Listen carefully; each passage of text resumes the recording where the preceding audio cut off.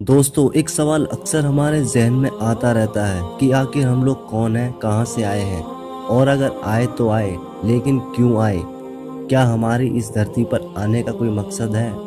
यदि है तो वह आखिर क्या हो सकता है? हमारी तो छोड़ो, मैं तो पूछता हूँ कि आखिर इस ब्रह्मांड का अस्तित्व ही क्यों है? ये इतना बड़ा ब्रह्मांड कहाँ से आया, और अस्तित्व में आने से पहले ये आखिर कहाँ छिपा हुआ था? इन सभी सवालों के जवाब तो हमें मिले नहीं, और अब एक और नया सवाल आ खड़ा हुआ है कि जिस दुनिया में हम जी रहे हैं, क्या वो असली है भी, या असलियत कुछ और ही है? या हो सकता है बस हमारा दिमाग ही असली हो, और ये बाकी दुनिया उसी के द्वारा बनाई गई एक उपज मात्र हो।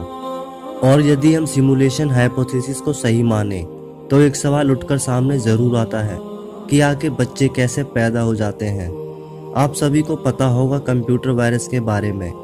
एक छोटे से लैपटॉप में भी आप कुछ कोड्स लिखकर एक बैच फाइल के रूप में आप वायरस बना सकते हैं, और वो बैच फाइल किसी भी कंप्यूटर की धज्जियां उड़ा सकती है। हम जानते हैं कि कंप्यूटर वायरस छोटा और इतना छोटा हो सकता है कि यदि हम उसे पकड़कर उसकी प्रॉपर्टीज भी चेक करें, तो हो सकता है शायद कंप्यूटर भी उसका साइज 0 दिखाए। एक छोटा सा कंप्यूटर प्रोग्राम आपका इम्पोर्टेंट डेटा कहीं भी ट्रांसफर कर सकता है, आपके सारे की स्ट्रोक्स और लॉक्स मॉनिटर कर सकता है, यहाँ तक कि आपके पूरे पीसी को ही कंट्रोल कर सकता है। हो सकता है ऐसा ही कुछ होता हो स्पर्म के साथ, जो कुछ कोड्स लेकर चलता हो और फीमेल के स्पर्म पर जाकर कब्जा कर लेता हो, और फिर कुछ ऐसा किया जाता हो जिससे एक नए शरीर की उत्पत्ति हो सके। पहले तो ये समझना जरूरी है कि ब्रह्मांड पहले बना, बाद में हम लोग आए। ब्रह्मांड के बिना हम कहीं रह भी नहीं सकते थे। बिग बैंग को भी भूल जाओ। जीवन की उत्पत्ति के लिए हम किसी बिग बैंग का इंतजार नहीं करेंगे, और ना ही कर सकते हैं। आखिर कौन अप्रूव करेगा कि ये सब सच है? कौन गारंटी देगा कि ब्रह्मांड अनंत है? जब ब्रह्मांड अस्तित्व में आया, और जब कहीं भी कोई भी जीवन नहीं रहा होगा, ये बड़ी ही डरावनी कल्पना है। आप महसूस कीजिए, समस्त ब्रह्मांड है, लेकिन उसे देखने वाला और महसूस करने वाला कहीं भी कोई भी मौजूद नहीं है। तो ये सारा के सारा आडंबर किस लिए, क्यों बना? आखिर क्या रीज़न है इस ब्रह्मांड के बनने का? आखिर कोई भी चीज़ बेमतलब के कैसे हो सकती है? उस समय हम सब इंसान और सारा जीवन कहाँ था? लेकिन तभी एक इंसान पैदा हुआ, न जाने कहाँ से आया वो। उसने एक सच देखा जो उसे दिखाई देता था, जिसे वो छू सकता था, महसूस कर सकता था। और ये सच वो खुद नहीं देख रहा था, कोई और ही उसे दिखा रहा था, क्योंकि वो खुद पैदा नहीं हुआ, किसी और ने उसे पैदा किया है। क्योंकि ये आंखें भी किसी और ने ही उसे दी हैं, ताकि वो देख सके कि भाई देख, तू ऐसी भी एक दुनिया मौजूद है जो वाकई एग्जिस्ट करती है। अब आप इमेजिन कीजिए, वो जो एक सच देख रहा है, क्या बस वही एकमात्र सच है? क्या उसके अलावा कोई और सच नहीं? वही जो उसे वो दुनिया दिखा रहा है, वो भी तो एक सच है। उसकी भी तो अपनी कोई अलग दुनिया होगी। क्या गारंटी है कि यह ब्रह्मांड जहाँ तक भी बसा है, वह केवल एक सच है? अगर ये ब्रह्मांड सच है, तो न जाने और भी कितने ऐसे सच होंगे। हो सकता है उन सच से हम अभी अनजान हैं। और ये भी हो सकता है कि इससे पहले इंसान किसी और तरह के सच से जूझ रहा हो।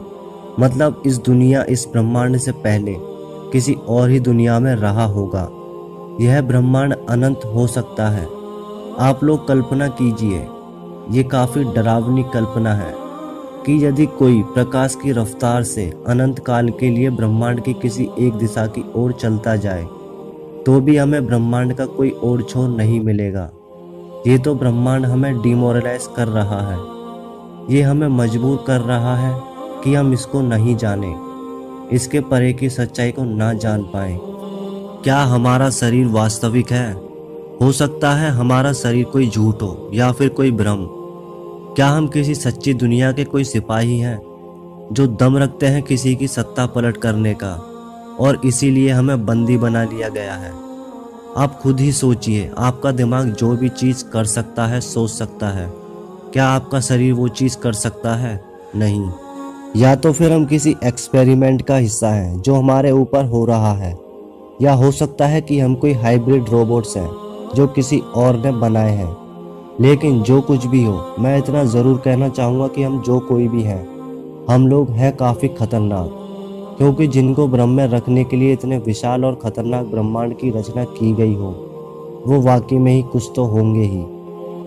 हम सभी को पता है कि इस दुनिया में कुछ लॉज काम करते हैं, जिन्हें हम फिजिक्स के लॉ कहते हैं, जिसे देखकर लगता है कि हमारी इस दुनिया को काफ़ी सोच समझकर बनाया गया है। हमें आंखें दी गई हैं क्योंकि प्रकाश मौजूद है, नर्वस सिस्टम और सेंसेस भी दी गई हैं ताकि हम अलग अलग चीज़ों को इन सेंसेस द्वारा छू और महसूस कर सकें। जुबान दी गई है ताकि हम किसी चीज़ को टेस्ट कर सकें। इस नज़रिए से देखा जाए तो इस ब्रह्मांड के अनुसार हम बने हैं, ना कि ब्रह्मांड हमारे अनुसार बना है। यानी कि ये ब्रह्मांड हमें चला रहा है। कल्पना करो एक ऐसे ब्रह्मांड की जिसमें बिल्कुल प्रकाश ही ना हो, चारों तरफ बस अंधेरा ही अंधेरा हो, फिर आँख देने का कोई मतलब ही नहीं रह जाता। अगर वहाँ जीवन होता भी होगा तो उनमें आंखें नहीं होती होंगी, वहाँ के सारे लोग अंधे होते होंगे। इसलिए मुझे लगता है कि इस ब्रह्मांड को काफ़ी सोच समझकर बनाया गया है।